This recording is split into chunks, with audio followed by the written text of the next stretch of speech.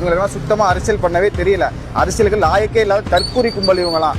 நாங்கள் டான்ஸ் ஆன வீடியோலாம் மறுபடியும் போட்டுட்டு இருக்காங்க. நான் என் மனைவி கூட தான் ஆடி இருக்கேன். உங்கள் தளபதி விஜய் மாதிரியே அடுத்தவன் பொண்டாட்டி கூடிய அடுத்தவன் பொண்ணு கூடிய நான் போய் கட்டி பிடிச்சி ஆட கிடையாது.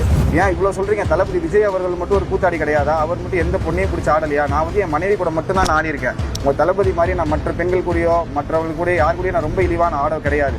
யூடியூப்ல போய் இப்போ தட்டி பாட்டினா கூட கட்டிப்பிடிடான்னு முந்தாது கூட குதிரையில் ஏறி டான்ஸ் ஆடிட்டு இருப்பாரு. இவங்களெல்லாம் சுத்தமாக அரசியல் பண்ணவே தெரியல.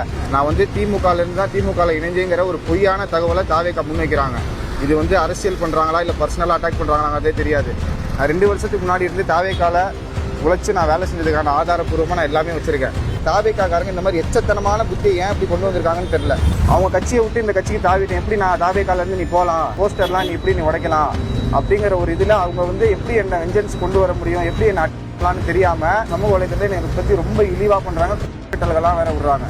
இந்த 16ங்கிற டேட்டை மட்டும் எடுத்துட்டு இந்த தாவேக்கா வந்து பொய்யான தகவலை புரளியை கிளப்புறாங்க.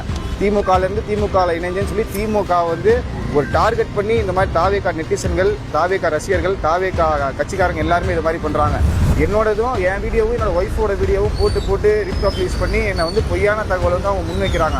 ஏன்னா இவனை அசிங்கப்படுத்தணும், தாவேக்காலேருந்து விலகி திமுகவுக்கு போயிட்டான், இவனை வந்து டார்கெட் பண்ணணும் அப்படின்னு சொல்லி பர்சனல் அட்டாக் நிறையா பண்ணுறாங்க. தாவேக்காரங்க இந்த மாதிரி எச்சத்தனமான புத்தியை ஏன் இப்படி கொண்டு வந்திருக்காங்கன்னு தெரியல.